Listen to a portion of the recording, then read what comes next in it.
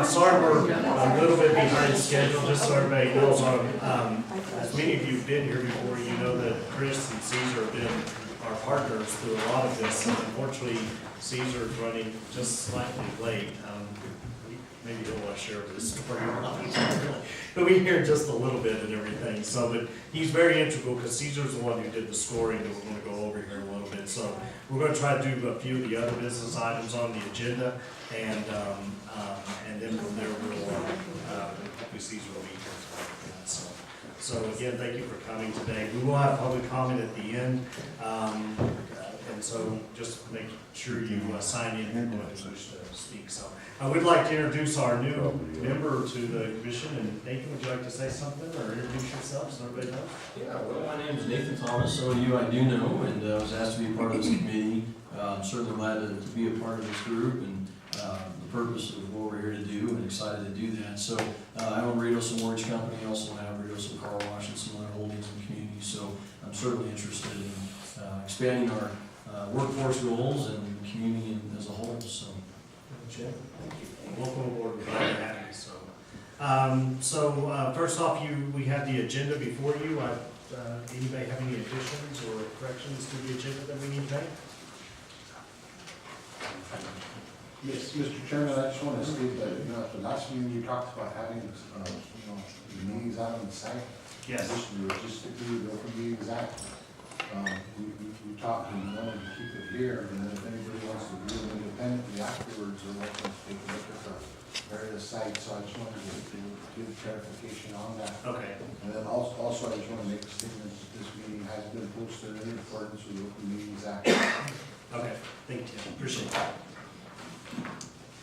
Do you have any additions or corrections? No, sir. So moved. Motion.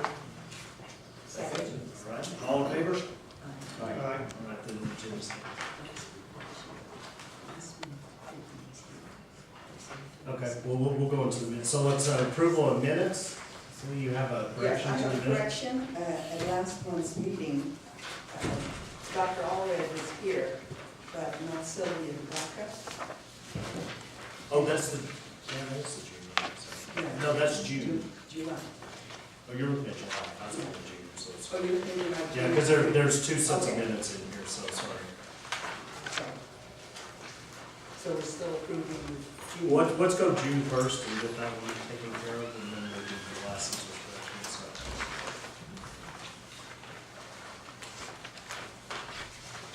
The only correction I would offer is my name's misspelled in them, so I'm not French, I'm German.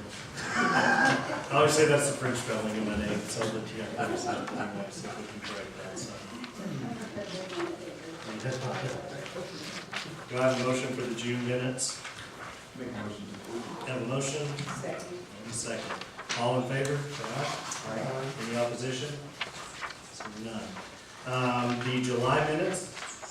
And the correction is that Dr. Allred was present, but not Sylvia Baca. And again, I'd recommend changing, correcting the spelling of the name. So. And also, we discussed that with Chris, that one of the best, let's see, how would I put that? 5 acres would be the best for a 60-unit, but that's not mentioned in the minutes. Okay. Okay. Okay. Do I have a motion to accept those amendments?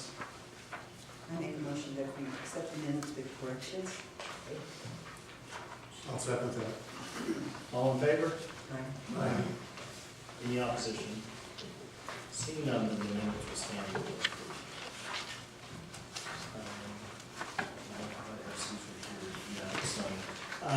So just to kind of cover what Tim kind of mentioned too, while we're waiting for just a second.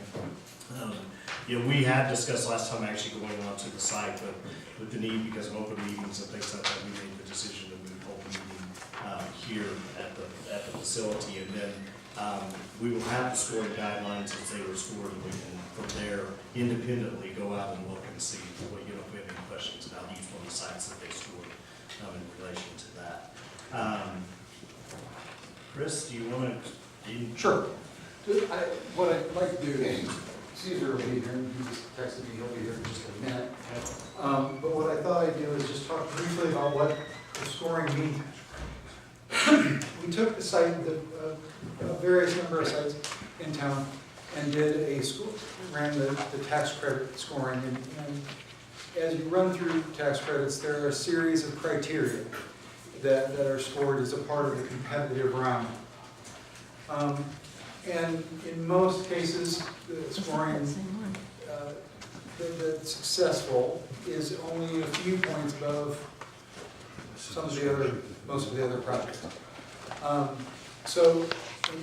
we'll walk through each site and what the score for that criteria was, so you can see where for example, some of the sites were very small, so like the value of the land contribution probably won't get you full points on what they call the leverage criteria. The leverage criteria is going to be extremely important. It's one of the things that decides whether or not a particular project will be competitive. So we'll walk through each of those with you on each of the sites so that folks can see what kind of where sites do well and where they fall down a little bit, and then talk to you about the general scores. One of the big issues is that all of this county is a tier 2 county, okay? And so tier 1 gets more points, and tier 2 counties get less points. And if you're not in one of the tier 1 or tier 2, then you don't get points at all for that criteria. We will put forward the idea that on all of the sites within the city of Ruidoso, we're going to push for an exception, and this has been done successfully in the past, where a municipality can be pulled out of its county and deemed to be a tier 1 municipality because your need is different than your county. And a lot of times what that comes from is the fact that where tier 1, it's usually dependent upon population growth and then the available stock of rentals. And so Ruidoso clearly has not enough monthly rentals that are affordable for the population that it has. So we would ask that Ruidoso be deemed to be a tier 1 community, even though the county is a tier 2 county. So all of the sites that we did scoring on, we're scoring them as it sits, but we would ask that they be moved up into the tier 1 category. So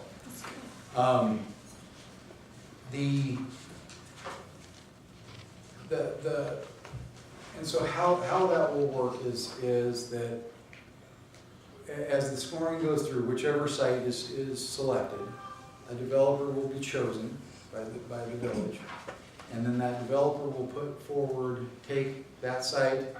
They'll work with an architect, they'll work with an engineer, they'll develop a set of plans. And I know one of the big things has been that the community wanted to be involved in some of how the aesthetics of the property, how the property would look, to make sure that it fit within the community and appeared like it was a part of the community. So that'll be an important part that the community should have input in and talk about the architectural drawings and how the property will appear. But as the application is made, it's competitive. So even if you make an application, even if all this goes well and we put in an application, you might not win. That's just the way that works. This last year we had 11 applications and 5 were awarded. That's actually somewhat of a change. Normally we're somewhere between 18 and 24 applications for about 4 to 5 awards. So it's about a 1 1/4 chance of getting an award usually. So that's kind of how this will work as you move past the scoring stage. In general, we've talked about a couple things. And as Caesar walks through each site, you're going to see a couple things. Leveraging is going to be a big point. It used to be called local contribution. It's basically what the municipality, or it can be an individual, or it can be a corporate contribution, but it has to be some local contribution to the project it equals 10%. If you fall below 10%, you get less points. And most tax credit projects right now are running between 12 and 14 million dollars. So it's about 1.2 to 1.4 million dollars in local contribution or leverage. Okay, you're going to hear that a lot today as Caesar talks about that, because one of the things that in some of the sites, the site area, even if all of it was contributed, it's probably not going to equal that amount, and so therefore it would be difficult to reach that 10% kind of threshold. Another you'll hear is a Main Street. Is it located within your Main Street district? And that's something that is established by the locality. And if you fall within that, you get points for the Main Street. Hi, Caesar, how are you? Sorry about being late. Did the state patrol let you know? Oh, no. So I was just going over some general stuff. I waited for you to do the walk through the scoring of each one. So it's up to you, and you can tell Tim which one you're on, and he'll put up on the computer. You know, there was this table that had all of them, or did you want to put one at a time? Was that on your computer over there? What happened to that page? It just timed out, so it went, who's We don't have it put on the screen, but we have maps that we passed out. Okay. Okay. Yeah. Okay. We get more of the maps. If you want to walk through one of the ones you want. It was on the way, just.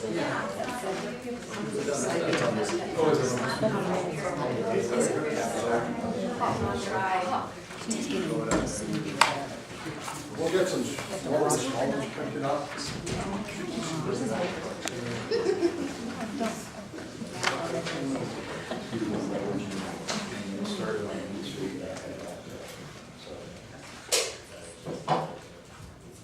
So why don't I just kind of start off here? So on site number one, or let me kind of begin kind of with these assumptions. So what I did was, off the agenda, I took those locations. Tim and Debbie Lee had provided a map to kind of show me where these sites were located at. And then I kind of went through the MFA scoring criteria for tax credit applications, right? And so on site number one, which was on US 70, which was 6 acres, the score that property would score 145 points. And kind of trying to think the best way to kind of show you this. They have a copy of it. You do have a copy of the scoring sheet? It's on the last page of this handout. It is the last page of the table, which is like this. It has a yellow, 2 bands of yellow. Okay? So I kind of just have actually all the sites kind of across there. I have sites 1 through 7, right? And the first site scored 145 points, and so on. The second, 147. Site 3, 146 points. 4, 145 points. 5, 145 points. And then site 6, 143. And then the last site was 153. And so if you look at the very right, that's the criteria that the Mortgage Finance Authority, MFA, is looking at. And if you look at criteria number 1, basically everyone that submits an application in New Mexico has a nonprofit or a housing authority partner, because that gives you the maximum points. That gives you 10 points. Okay? So in other states, for-profits are competitive without a nonprofit or a housing authority, but it's not that way in New Mexico. Okay. So I The next scoring, locational efficiency, I made some assumptions. I assumed that all the sites that were listed on the map were close to, that we could figure something out as far as transportation for the residents, if we have a project, an apartment complex there, and that they were close to services, retail, like markets, services with the city, that type of thing. And so that, you could get from 2 to 4 points. I maxed out, I have us at 4 points. The next couple of criteria, rehabilitation and sustainability, we're not scoring on those because the assumption is this project is going to be new construction. And in New Mexico, rehabs and new construction don't compete against each other, so we can't get these points, but we're not competing against rehab if we're new construction. Okay, the next categories, AGMI, AGMR, and market rate. The maximum that you can score in these 3 categories is 65 points. And what that really means is you can either have a development, a project that is all affordable, 100% affordable, and we kind of figure out the incomes that we're targeting to get to 65 points, or we can have a combination of affordable and market rate units. And so we kind of figure out the income levels so we can maximize our points at 65. So we're always at 65 in these 3 categories. All right, the next categories are kind of give me type of scoring criteria. Extended use, basically, the development is going to be affordable for 30 years. And that's going to be on land use restrictions and of record with the county recorder. So everybody does that, so everybody gets those points. The next ones, the next 3 categories, we have to choose between special needs, seniors, and serving families. So you can only choose one of those categories. So we're choosing family, so we're getting 15 points. So if we're going seniors, you can only get 15 points. If the special needs is 15. In our case, we're going family. Okay. Then the next category is leverage, and what that has to do basically is leverage can come from different places. It can come in the case of Ruidoso, possibly it could come from the donation of land, the value of the land. Okay, and we can score from 1 to 10 points. Okay, on this, and it all depends on the amount or the value of this leverage to the project. So a project like this is probably, when it's 60, 70 units, it's going to probably, the budget is probably going to be about $14 million total to build it for everything. So if we're going to maximize in this area with leverage, we would have to have value, say, from a property and other places in the area of like $1.4 million to max out. And so what I kind of did in this area kind of for all the properties was I looked at the value of the property and then figured out what percentage that was of 1.4 million. Okay. So, and then I kind of scored it, kind of across there. The next category, complete application. Next 2 categories, complete application and PHA. Complete application, that just means whoever, if we submit an application, it's got to have everything. And it's got everything, we don't get docked 5 points. Okay, so we get these 5 points. PHA means that we've agreed to advertise the project with the local housing authority. It's another kind of give-me type of points. So, the next category, number 15, that has to do with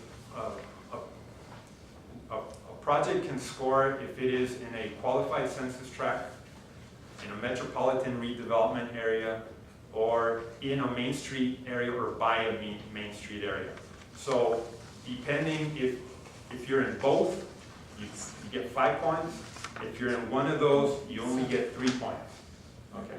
In Ruidoso, there are no metropolitan redevelopment areas, and there are no qualified census tracts.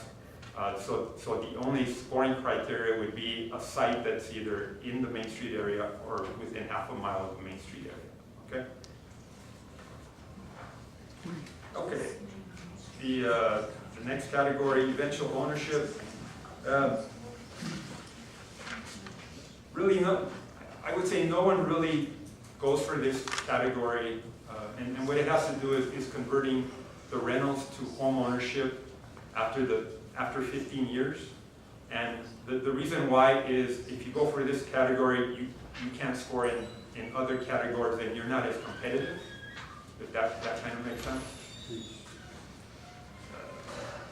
Okay, the next category, 17, really has to do with it's a historic building, and again, the assumption here is it's new construction, ground up. If the site is in a blighted or brownfield, I don't believe we have a site like that. The tier areas, that's really priority areas that MFA determines based on rental occupancies in the area and population growth, and there's one more category.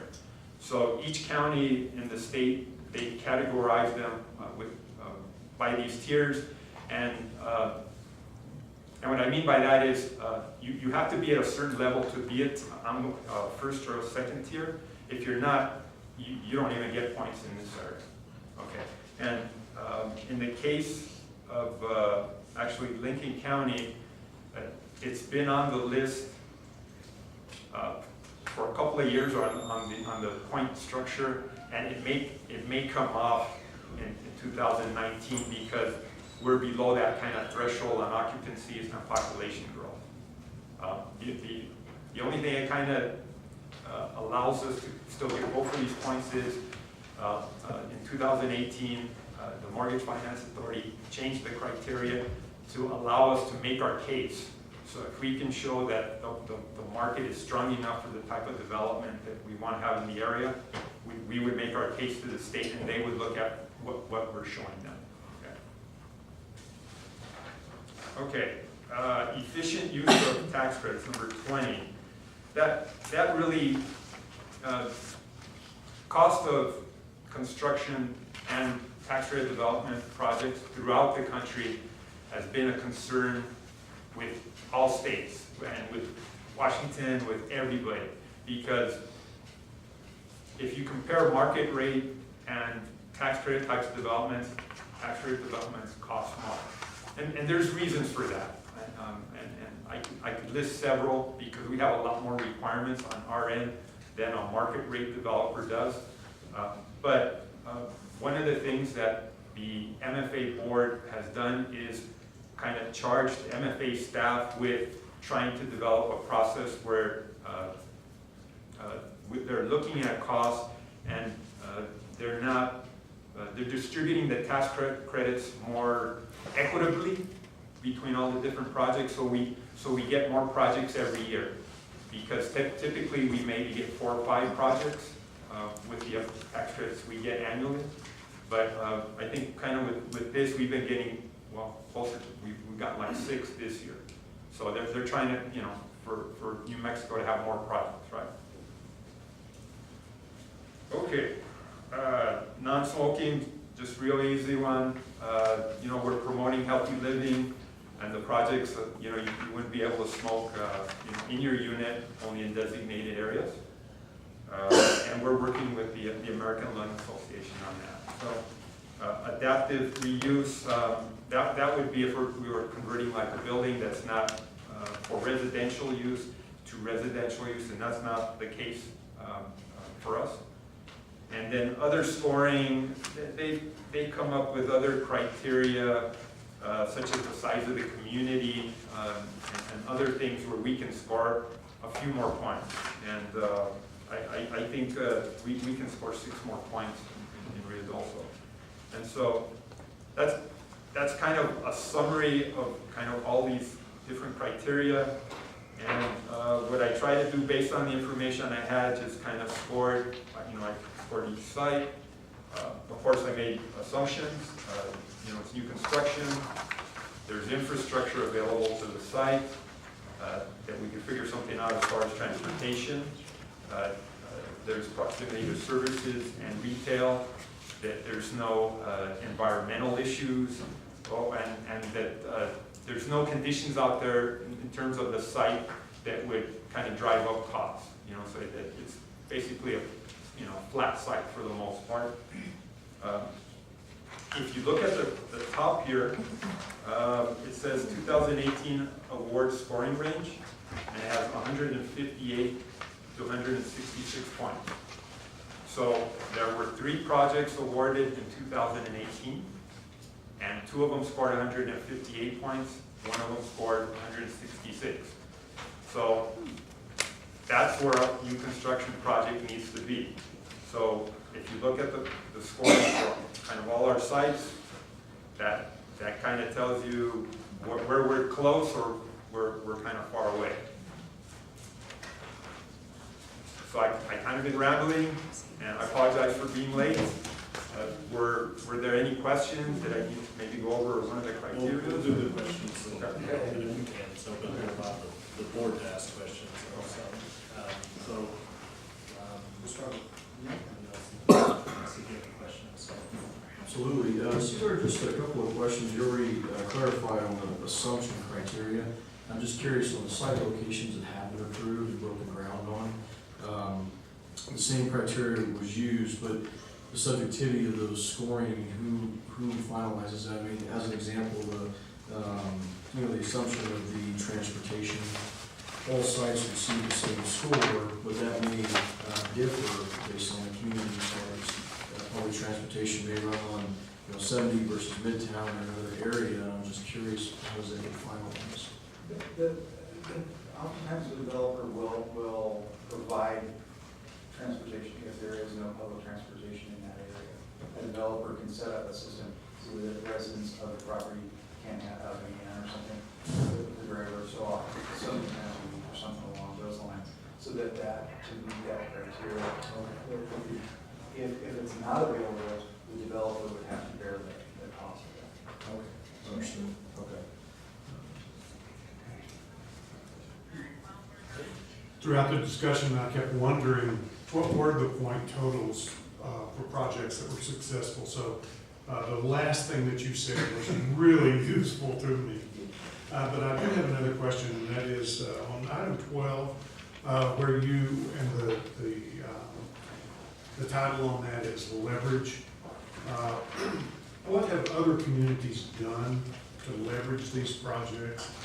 I look at these scores, and it seems to me like it's an all or nothing kind of situation on many of these categories. You either hit the top or you don't get them again.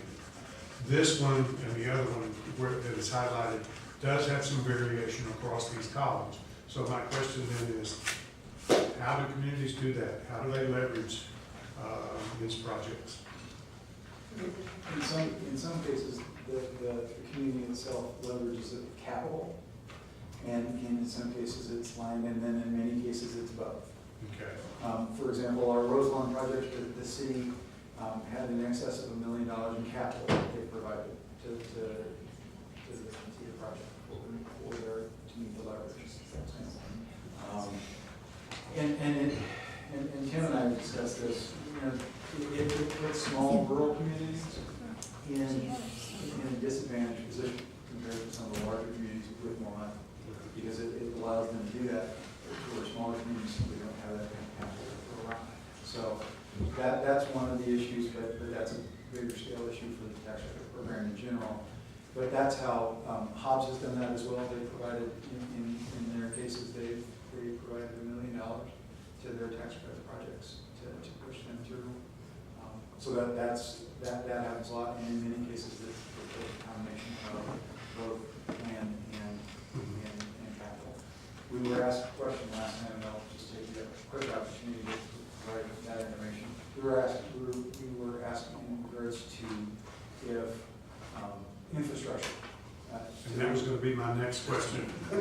It's come up several times and by several individuals in these meetings. We queried the MFA in regards to that, and we were provided an answer, and the answer was is that the infrastructure could only count if it would only be utilized for that project. Meaning that if anyone in the surrounding area were to benefit from that, then it could not be utilized as leverage. So, questions have been raised about sewer service, utilities and that kind of thing.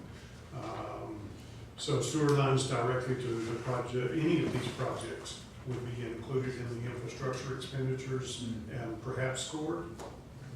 Yes or no?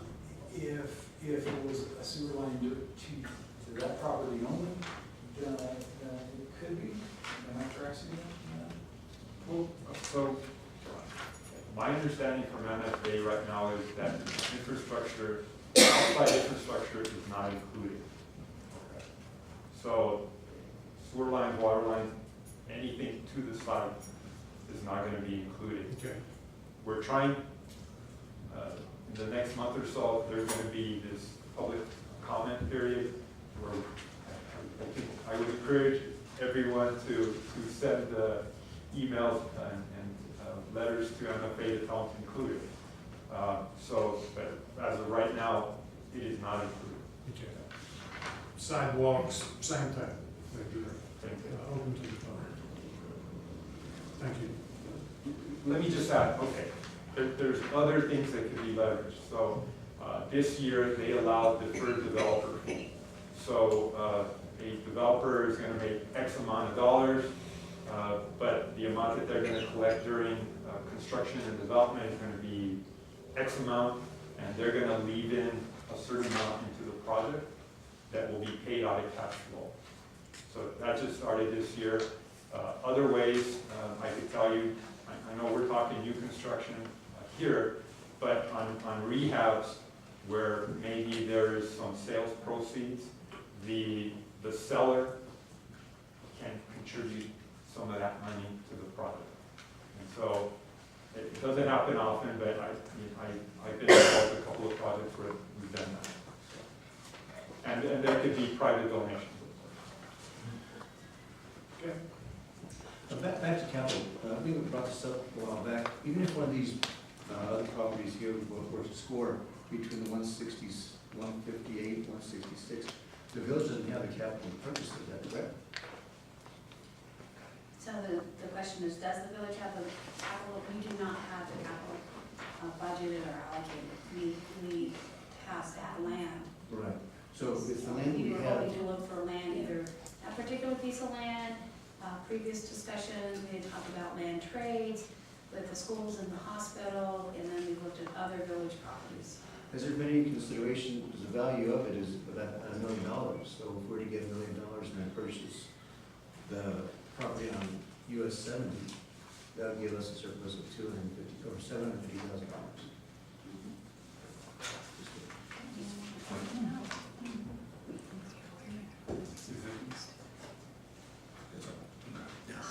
Just a clarification on that really quick, Cesar. You had mentioned on the capital, so if a community, let's say Hobbs, is put against Ruidoso, and you put up another $500,000, does that mean you get additional points and favoritism on your project, or that has to be presented up front, similar to a bid? You can't change or manipulate the bid afterwards.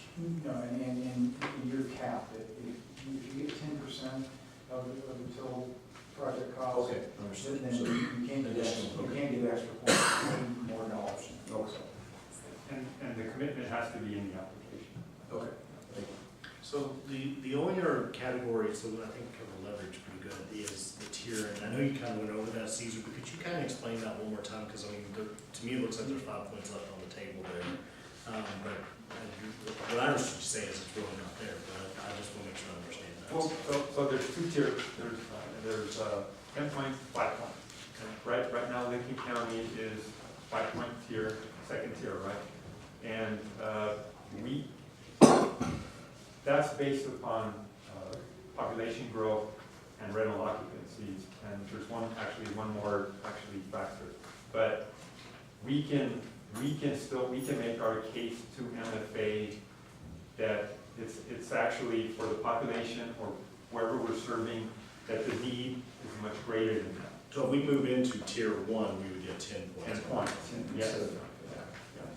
So potentially, that's why I kind of highlighted it in yellow.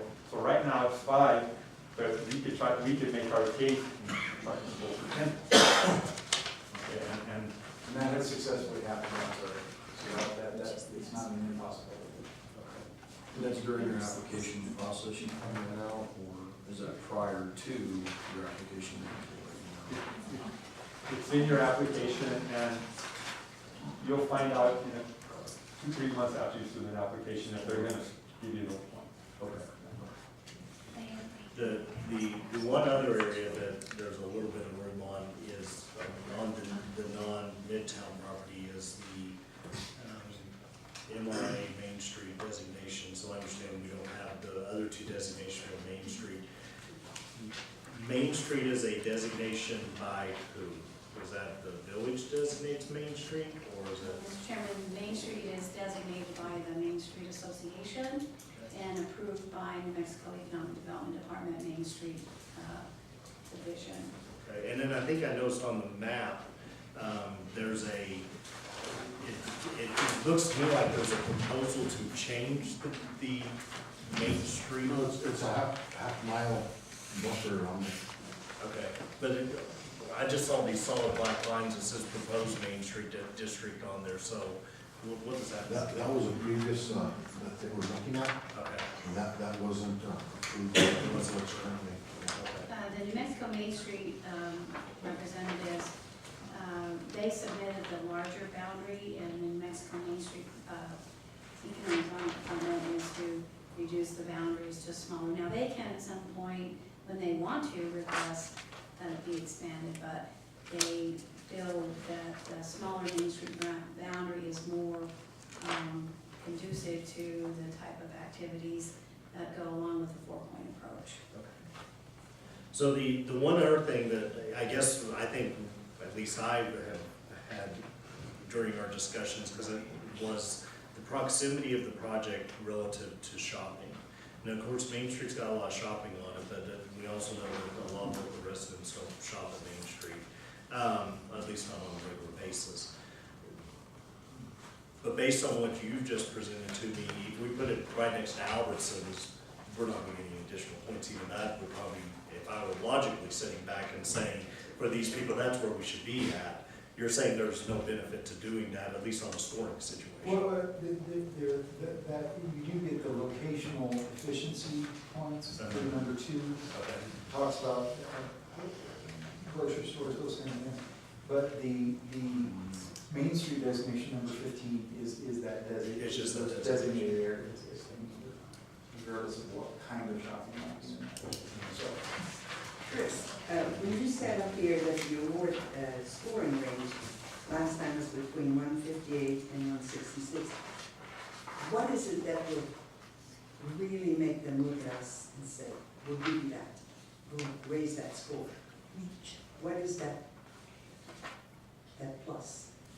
the problem, Because the way we're looking here, we're 145, 153, and yet up here you have between 158 and 168. we would have to, we would have to have, to increase that, to get in that range that were winners last year, we would want to get the 5 extra points for the tier 1, so they would have to, our explanation in regards to Ruidoso has greater need than what is being seen in the county as a whole.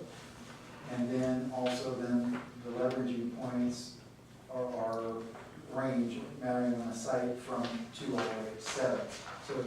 So if you got all 10 points, that would make you more competitive. Well, you could add 8 points if you got the tier 1 designation and you got a few more points for your leveraging out. Question for the village. My understanding is the village has no brownfield designated sites, is that correct? Not at this time. However, we participated in a session here this week to learn more about how to go about selecting the brownfield site. So it's certainly an opportunity for us to look for, because this housing would qualify in Brownfield. We haven't found a specific site yet. There's a process that you have to Yes. apply this tap, and they come down and they do an They do an assessment of the assessment. community.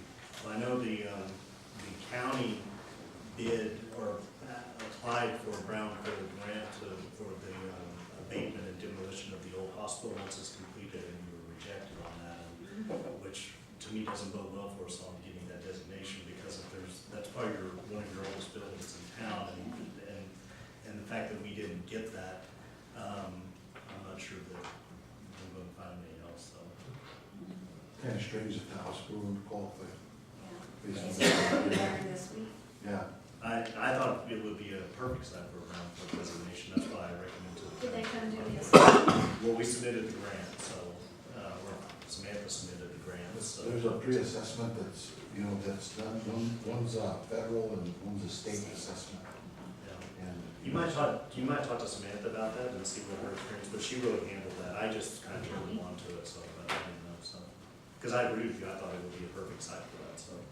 Just for clarification, brownfield is a designation, and Tim helped me out with this in case I get off track, is a designation for potential sites that are either have contamination or issues that need to be resolved, and there's federal dollars that you can use to remove those buildings or clean up those areas from doing that. The hospital, by the fact that it's as old as this, has lots of asbestos, as I'm sure we all assume, and some lead in it and different things like that, so we thought it would be a good application. it should have qualified, So, especially if it has asbestos. we didn't get the money. And then if you're repurposing it, that's the other. So, anyways. One other question, and that is, I really am interested in the hearing that's coming up next month. Citizen input is generally something that panelists listen quite attentively to. So would you repeat the details on the hearing and the topics that are under discussion? The interface, as a part of the qualified application plan, is what QAP, which is what is each year the Mortgage Finance Authority puts forward a proposed QAP. And they'll do that, and then they'll ask for public comment. And that's where you could talk about issues in regards to rural versus more metropolitan areas, of those, any number of things that you would want to talk about. And that's about to come out. We just did the developers forum not long ago, and that usually happens pre them coming out with the QAP, proposed QAP.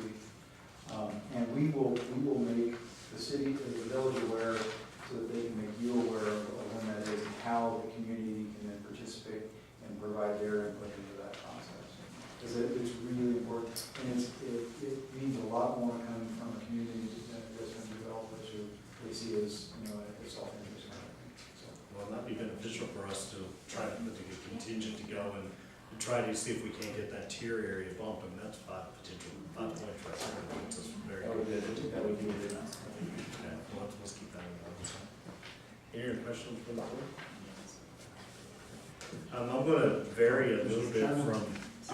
Mr. Chairman? Yes. Chris, is it before or after the housing center? You know, public hearing process? I think it's gonna be very. During? That's fine. It's probably gonna, they're probably gonna open it up, We're gonna. Thanks. Right, that's where they're it's at. gonna be about 30 days. So, Chris, we had a discussion earlier, I think there's some, policy positions that we need to take and develop and introduce and, right now, making some of those policy changes, it's ideal because you have a bill interface up, and there's several things that are going on, at the state level. And one of the discussions, that we've been having on housing is that a lot of these products are really tailored to metropolitan New Mexico, the Rio Grande corridor, and again, it's put rural communities at a disadvantage. And then here in Ruidoso with the composition of the community, it really puts you at a real disadvantage. And I think the state needs to recognize that Ruidoso is an important asset to the state as far as tourism, and it's very unique, and we need to make that case and sell some policy change. If you guys are okay with this, would like to open the floor up to the community if they have additional questions, such as the board asked. I know that's not really what we have on the agenda, but you might have some questions that we haven't thought of, so. Sure.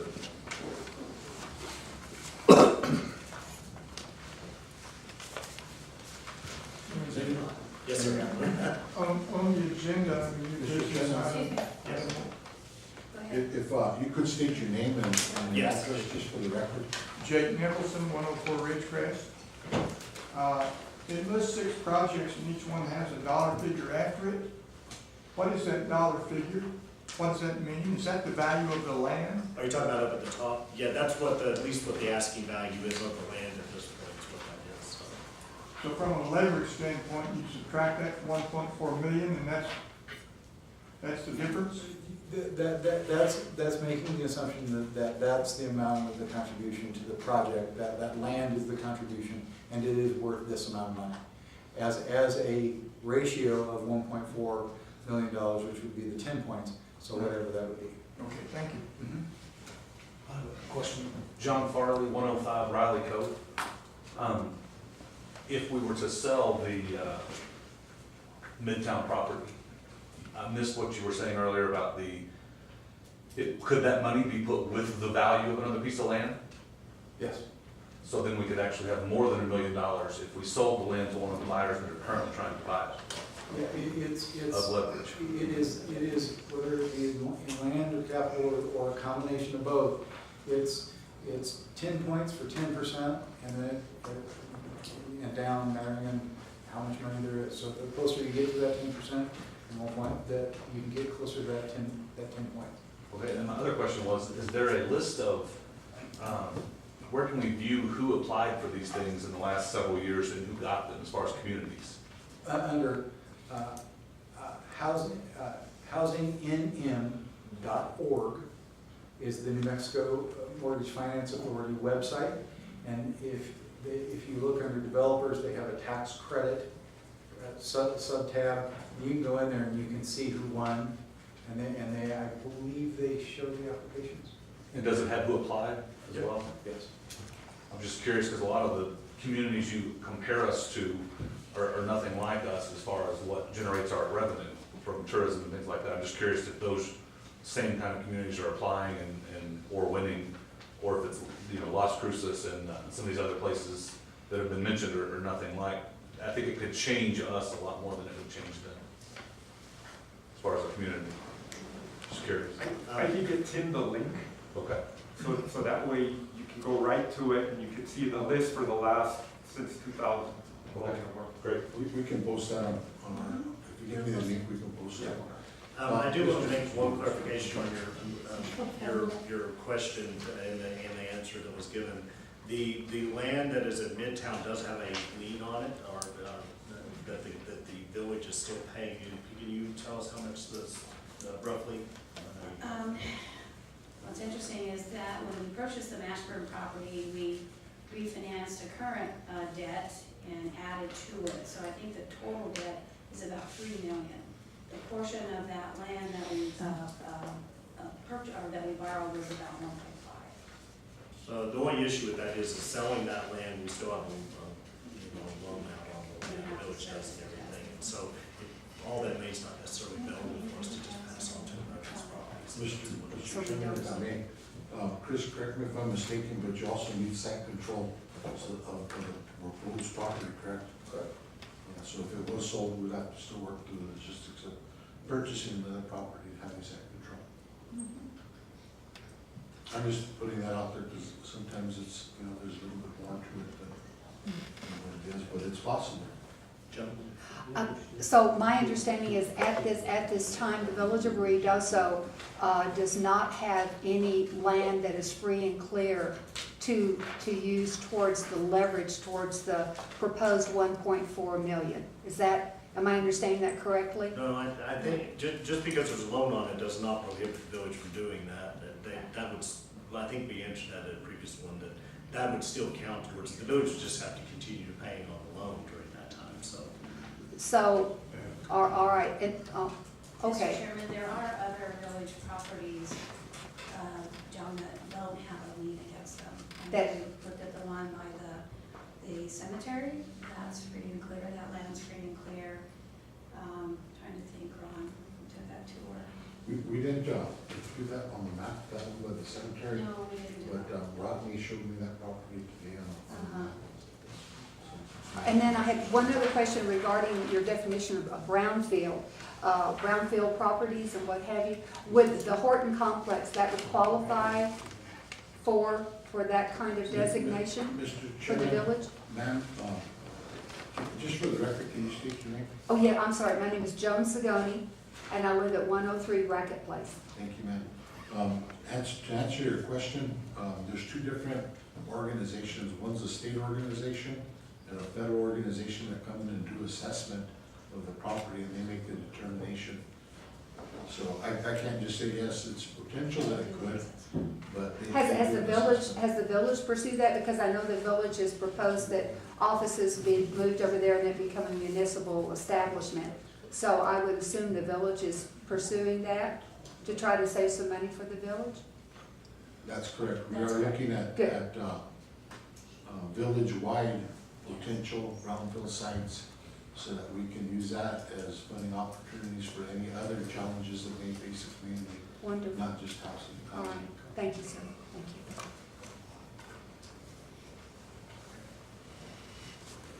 Yes, just, I'm Nancy Mitchell, 134 Vienna Terrace. I have a question as to the main, being located near a main shopping area. What is the reasoning for that? Not food, but because the area that we're speaking of on Wingfield, or Chad, whatever the name of the street is, Chase, it's not really located next to any food shopping. So what is the criteria? Why are they wanting it next to shopping? Well, the locational efficiency is for people that have accessibility just to basic services, food, services, city government, those kind of things. We ranked under number 2. All of the sites would qualify for that. Under the number 15, which is a main street, that's a designation. That's an area. That's a designated area that the Main Street Right, Association okay, I does. understand that. Okay, and what is the reasoning for that? Is it for employment? Those designations are made as a part of the larger, that's not even a part of the QAP, that's a part of the IRS guidances in regards to this, as to encourage development in those areas. So if I could add, the Main Street organization, if you look at the programs that are more successful, and if you look at zone-based, form-based zoning, it really is about character zones where you can live, shop, walk, work, and you have multiple amenities and services available to you. And so the Midtown or the Main Street organization, in their strategies, even though it's a state and national strategies, you really want mixed use. And housing in the Main Street designation is highly sought after whenever you develop your goals and objectives and strategies for your Main Street organization. Mixed use, live, shop, walk, work is. Okay, because work would be one that would be a problem. Because if anyone who has lived here for any length of time realizes that probably 80% of the businesses, if not more, probably with this, some of you merchants, are mom and pop owned. And they are mom and pop run. They would not be hiring people that would meet the qualifications financially for this housing. In other words, I myself, I'm a merchant. I don't count myself. I have 1 full-time employee. I have 3 part-time employees. John? I think most of Eric was talking about this last time. Nobody has employees that meet the minimum qualifications for this, so the work will just be out the window in that regard as far as living there and working there. Mr. Chair, if I may, Yes. if I can explain this in a different way, because it's a federal designation, it receives the points, you know, and everything else is probably just the reasoning that went into the federal designation or decision on that designation. So it automatically qualifies. There's not an evaluation that breaks it down per amenity. Well, what's so different is Ruidoso being only tourism and no other industry. We rely on the economy, especially the economy of West Texas. When oil goes down, so does our tourism. We rely on that. We rely on weather. And communities such as Roswell and Hobbs and different places that you put this, they do not have that they don't rely on tourism and weather and et cetera like we do. And there are shops after Labor Day, or probably mid-October, they will only be open Thursday, Friday, Saturday. So they're certainly not going to be able to employ someone who will meet the qualifications to live, work, and et cetera in this building at the location on Chase. So, and so I understand, which is, and I don't disagree with this, the thing about being closer to Albertsons or places I think make more sense for people to live. Or down where you are. Right, or down where I am, but unfortunately, it's a federal decision, it's So not a it's all local about decision, scoring, so- not about Yeah, it's all anything about else but scoring. So as Not soon about as we common leave, sense. as soon as we leave the Main Street area, we lose that, what is it, And just to answer you, the reality is it can make perfect, you can put in an application that makes perfect sense in regards to common sense, but if it doesn't meet the scoring, they have to set a scoring criteria because it's a competitive process. And so you have to win or lose based on these kind of things. And so if you don't score well, but it's a great idea, then it remains a great idea, but it won't receive the funding for it. And that's just the key to that. And so it is that Main Street designation, if it falls within that, it gets those points. And that's just how that works. It doesn't, each community will be different in regards to the makeup of their Main Street. So it can vary wildly between one community and another. And Chris, was that set by the New Mexico Economic Council for Main Street designation, or is that, so the Main Street Committee recommends that? Yeah, it's your local sets that with the state. Well, It's I don't- finalized by the state, and that's why we get the points, because the state designated that as a Main Street district. That's correct. It is a state accredited Main Street It's a program. federal guideline, so that's why we get the points. But